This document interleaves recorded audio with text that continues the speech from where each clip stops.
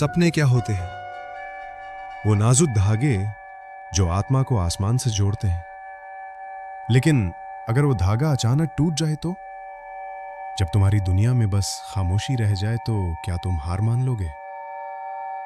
ये कहानी है आर्या की, जिसने अपनी खामोशी को संगीत में बदला।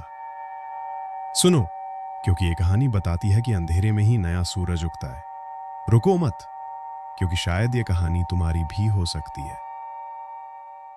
आर्या 22 साल की लड़की, एक छोटी से गांव की। उसके लिए वायलिन उसकी रूह था। जब वो मंदिर के पास बैठकर वायलिन बजाती थी तो पत्तियां भी लहरों की तरह उसकी धुन पर थिरकती। मां कहा करती थी, तेरा संगीत एक दिन दुनिया सुनेगी बेटा। और वो विश्वास करती थी। दिल्ली के एक बड़े मंच का सपना लेकर उसने राष्ट्रीय प्रतियोगिता का फॉर्म भरा। कमरे में बजती धुनें उसके सपनों का नक्शा बन रही थी। लेकिन जिंदगी की स्क्रिप्ट अक्सर तुम्हारे प्लान से अलग होती है। एक रात तेज बुखार आया। मामूली बीमारी समझी गई, लेकिन कुछ ही दिनों में आर्या ने पाया उसे कुछ सुनाई नहीं दे रहा। पक्षियों की चहचहाहट, मां की पुकार, वायलिन की मिठास, सब गायब। डॉक्टर बोले अब ये ठीक नहीं होगा। उसने वायलिन को बक्से में बंद कर दिया। मेरा संगीत मर गया, उसने मां से कहा।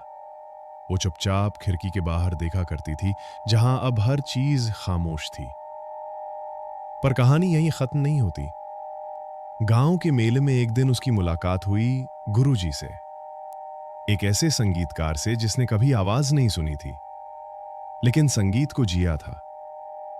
गुरुजी के पास अपना ऑर्केस्ट्रा था। उन्होंने कहा, संगीत कान से नहीं, दिल से सुना जाता है। उन्होंने आर्या को सिखाया कैसे तारों की कंपन को महसूस करना है।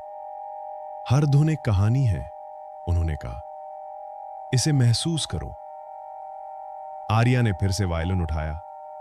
उंगलियां कांप रही थी, पर जब उसने तार छेड़े तो दिल धड़क उठा। वो सुन नहीं रही थी, लेकिन उसे सब कुछ महसूस हो रहा था। उसने अपनी सिम्फनी लिखी, मौन संगीत। हर धड़कन, हर कंपन में उसकी नई शुरुआत थी। वो खामोशी अब उसकी सबसे बड़ी ताकत बन चुकी थी। वार्षिक उत्सव के मंच पर आर्या खड़ी थी। लोग फुसफुसा रहे थे, जो सुन नहीं सकती वो क्या बजाएगी।